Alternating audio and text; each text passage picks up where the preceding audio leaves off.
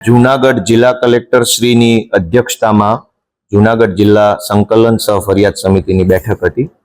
ધારાસભ્ય તરીકે ચૂંટાયા પછી પહેલી વખત હું આ મીટિંગમાં હાજર રહ્યો છું. આ બહુ જ મહત્વની અને અગત્યની મીટિંગ હોય છે. આની અંદર જિલ્લાને લગતા અનેક પ્રશ્નોની ચર્ચા થતી હોય છે. ધારાસભ્ય તરીકે મેં આજે આ મીટિંગની અંદર કુલ 35 પ્રશ્નોની રજૂઆત કરી હતી.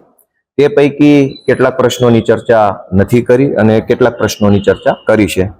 કુલ 35 પ્રશ્નો પૈકી આ મીટિંગની અંદર મેં ધારાસભ્ય તરીકે ખેતીવાડી અને વાણિજ્ય માટેના નવા કનેક્શનોનો પ્રશ્ન, કનેક્શનો મળવામાં થતા વિલંબની બાબત, ફીડર ઓવરલોડ કેટલા છે, કેટલા ફીડરમાં ફોલ્ટ આવે છે વગેરે બાબત ઉપર મેં કલેક્ટર સાહેબ સાથે રજૂઆત કરી છે.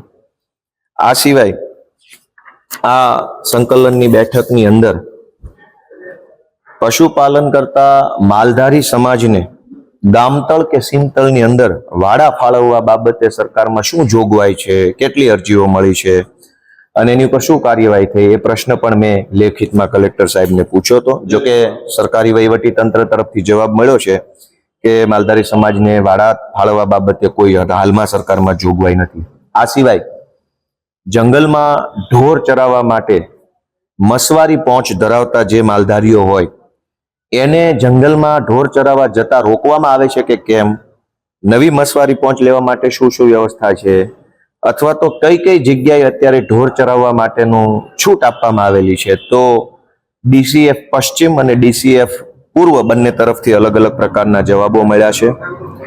આ સિવાય વિસાવદર તાલુકાના કુબા રાવણી ગામે તલાટી મંત્રીએ વર્ષ 2006 ની અંદર હકપત્રક નંબર 6 નું આખું રજીસ્ટર છે એ ગુમ કરી દીધું. એની એફઆઈઆર થઈ 2006માં.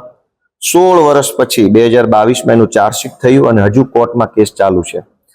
પરંતુ ગામ લોકો, કુબા રાવણી ગામના ગામ લોકોને હકપત્રક નંબર 6 મળતું નથી. એ બાબતે આજે રજૂઆત કરી છે અને રજૂઆતને ધ્યાને લઈ કલેક્ટરશ્રીએ પ્રાંત સાહેબને આદેશ કર્યો છે.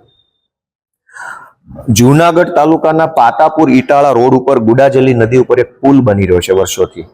છેલ્લા 2-2.5 વર્ષથી આ પુલનું કામ ચાલુ છે. આ પહેલા ત્યાં એક બેઠી ધાબી હતી, બેઠું જેને કહેવાય કે કોઝવે ટાઈપનું, એને તોડી નાખ્યું અને તોડ્યા પછી નવું નાળું બનાવવાનું કામ ચાલુ થયું, પણ 2 વર્ષથી પૂરું જ થતું નથી. લોકોને અનેક મુશ્કેલી પડે છે. આ પ્રશ્ન બાબતે આજે કલેક્ટરશ્રીની અધ્યક્ષતામાં માર્ગ મકાન વિભાગના અધિકારીઓ સાથે ચર્ચા થઈ છે.